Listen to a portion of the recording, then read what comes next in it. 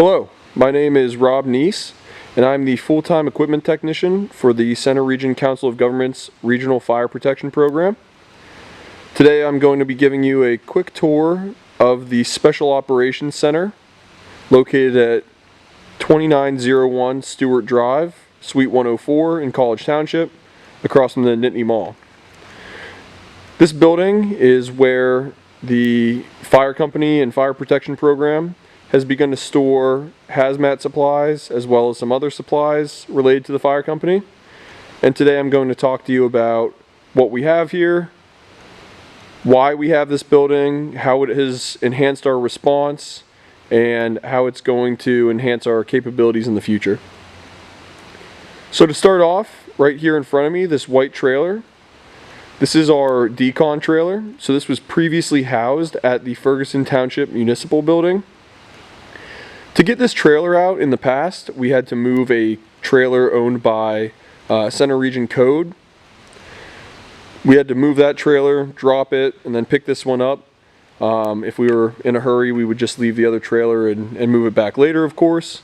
But to do that, it took two people approximately 30 to 40 minutes. With this moved out here, it's now a matter of backing a pickup truck into here and hooking it up. So if we're responding from our main station downtown with lights and sirens, we could hook this up in a matter of 15 minutes. So the space that this building has afforded us has really given us the opportunity to improve our response times. Another way that we can see that is here with our foam trailer. This foam trailer carries Class B foam, which is used in fighting flammable liquid fires. So this trailer was previously stored at the College Township station, and to get to this trailer we would have had to move multiple fire apparatus. We then would have had to use an electronic trailer caddy, which would steer this to a position that we were able to pick it up with our pickup truck and drive away. Again, having this out here with all this space has really improved the response time of it, and we've gone from what was probably a 30 to 40 minute response down to about 15. In here we have some office space and bathrooms, which I'll show you shortly. And now for the rest of the tour, we're going to be mostly looking at hazmat supplies and assets. Right here we have the area array system. This is an air monitoring system made up of 20 plus meters. It's owned by Penn State Public Safety, and the Center Region Fire Protection Program are the custodians of it. So we calibrate it, we set it up, and we store it. This type of system is used at football games and other large events to monitor atmospheric conditions and ensure the safety of the public. Here we have an area where we're going to be putting in a workbench. As you'll notice, we are not totally moved in yet. Most of our equipment is down here, and we are now in the process of sort of upfitting this building to best suit our needs. One really nice thing about the space that we have here is that previously all of the equipment here was scattered between the College Township station, the Borough station, the Patton Township station, as well as the hazmat bay on campus and a Connex box that was at our training center in Pleasant Gap. We have now consolidated all of the equipment, and more than just having it in one building, we've consolidated it to the point where it's all grouped in like pieces of equipment. So right here we have all of our training materials for hazmat, various training suits and spill response training props.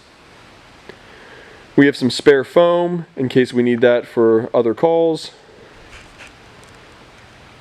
Up here we have an inflatable decon shelter. So these three pallets contain dozens of individual items that were previously on the mezzanine at the Borough station. Each one of these items would have had to be loaded down either by hand or by forklift, which would have required the moving of a few apparatus and a lot of hands. This shelter can be inflated to about 20 by 30 feet and used during any type of large-scale incident. And it can now be loaded onto a pickup truck in 3 pallets. And theoretically, one person could load all of this up in probably under a half hour, whereas before it would have taken at least 30 minutes for 8 to 10 people to load this up. So the response of this is another example of how the space that we have out here has really improved our capabilities. Here we have some other spare foam. This is Class B foam here, as well as the tote here and those pails there. This is Class A foam, which is used on the other fire trucks for general level or Class A materials like paper, wood, plastics. So things like this pallet here of water and this pallet of foam, these are things that were at the borough station before, and we just sort of had to step around. Having it out here has allowed us to free up a lot of space at the borough station, and we can just bring it down to the borough as needed. In this bay here we have all of our PPE. Starting on the left we have level A hazmat suits, which are the highest level and fully encapsulated, followed by B and C. And on the bottom here we have gloves, face shields, respirators, boots, the rest of our PPE cache. In this bay here we have spare equipment, followed by some additional spare equipment and hazmat team members' gear. The hazmat truck right here is currently being upfitted to fit all of this gear on it. So once that has some modifications made to it, all this gear will go on the hazmat truck. And right here we have a cube that is palletized, and it's filled with equipment that helps us for protest or riot response. So should we have a large-scale riot or protest in the center region or surrounding areas, there's some tools and equipment in there to assist us with situations such as that. Up here, this is one of the biggest improvements that we've made by using this space. These totes contain all of our absorbent material.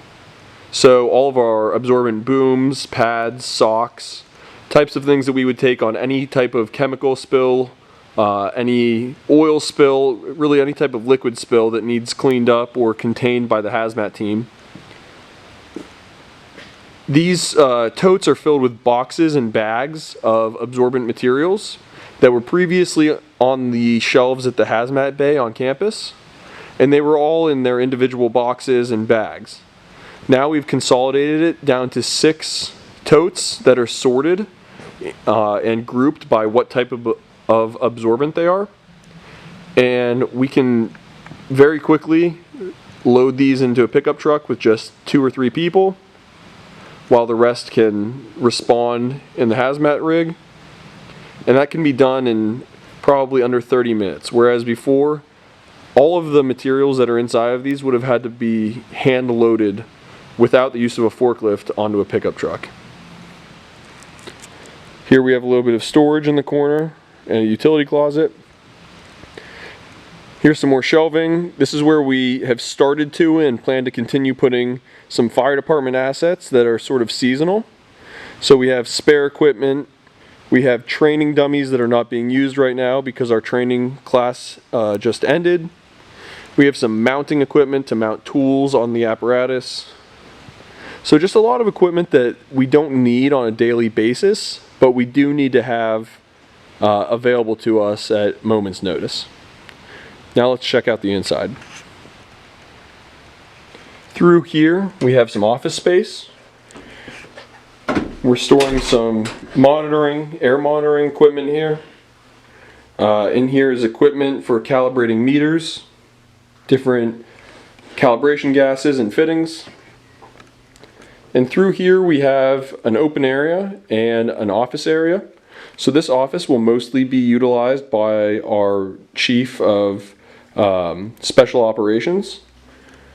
He'll be down here a lot calibrating meters, creating hazmat props, working on other sorts of equipment caches for special responses.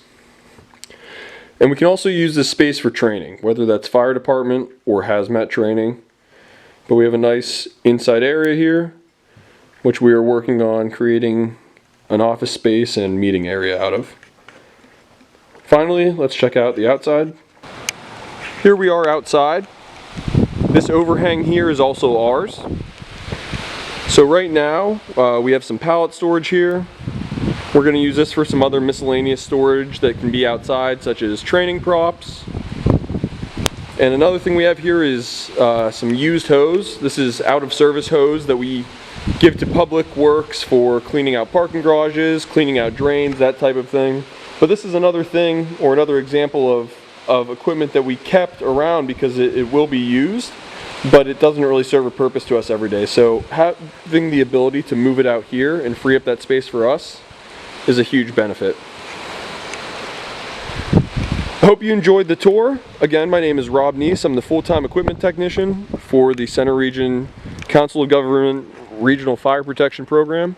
If you'd like a more in-depth tour or have any questions about what was covered today, feel free to reach out to me. My contact info will be in the description. You can also reach out to Director Bair, whose contact info I will include as well. Thanks, and I hope you enjoyed.